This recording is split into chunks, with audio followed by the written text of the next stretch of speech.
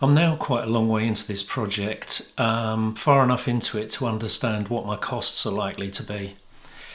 So here I've added up all of the expenditure to date, and I've ranked it sort of highest price downwards. The donor car was 1640. I made a mistake, I think, buying this car. I've spent too much money on it. I probably should have spent something like £1,200, maybe even less. But that probably is, that spend is a bit high. Most of the other high-priced items are those that you will see listed in the regulations for the 750MC 116 Trophy Series. So the roll cage, the strong, not the strong flex bushes. Actually, you're not. They don't compel you to put polymer bushes on the car. But the gas shocks and the exhaust system, those are big ticket items, and those are items that you have to have together with things like fire extinguisher, which you see here. Anyway, you can see that there's a good list here. Some things, if you bought the right car, you would probably get away with. So I'm not sure I really needed the anti-roll bar drop links. One of them I think was a bit loose. The other one looked as though it was reasonably new, so I could have perhaps saved a bit there. One of the other things I surprisingly spent a lot of money on was a whole bunch of bolts and clips and things. Looking through the BMW manual, I got access to the BMW, is it called TIS, the Technical Information System.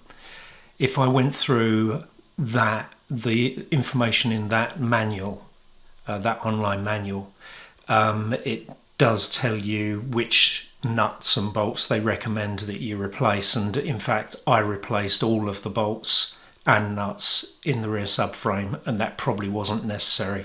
So I maybe could have cut this number here in half, perhaps only spent 120 or something, rather than the 220 that I spent. The brake pads I bought, quite high cost, high quality brake pads. They were expensive. In fact, there's the rear ones. I was just a bit worried there that I didn't have the rear ones in. So there's there's more than £400 worth of brake pads there, and if I'd have gone for the Mintex ones, that probably would have been half the price. So you can see that you could trim a bit off here and there. Maybe your car won't need a new lambda sensor, mine did. So I messed up the rear subframe, which I've covered elsewhere, where the rear subframe bushes don't align properly with the holes in the chassis, and I had to have some custom inserts made for the bushes, which were offset by 1.5mm. That cost me 60. So there's a few expenses here and there that I perhaps wouldn't have otherwise needed. But quite honestly, any car you buy of this age, you're going to spend money. There's always going to be something that's going to need replacing. Anyway, you can see the number's big, 7,500 at the moment, and I still believe I need to spend almost another 4,000 on the car for all these things. Now, one of the items in here is the data logging and lap timer, etc., which is a big ticket item, which I don't actually have to have. So you could take that off of this list. But quite honestly, even if I were to work hard at trimming this down, all of these costs, I doubt I would get the price much below 10,000. Maybe down to 9.5 if I avoided certain things, like I've decided I am going to have the cage powder coated. I could avoid that. I don't think I could attempt to do the roll cage installation myself, but I've gone for a fairly sort of the company supplying the roll cage are going to install it, and I perhaps could have got a cheaper alternative to that. The other thing is, because I went and bought an M Sport, which was another mistake I made with the car, I'm going to have to spend money on replacement bumpers and side skirts.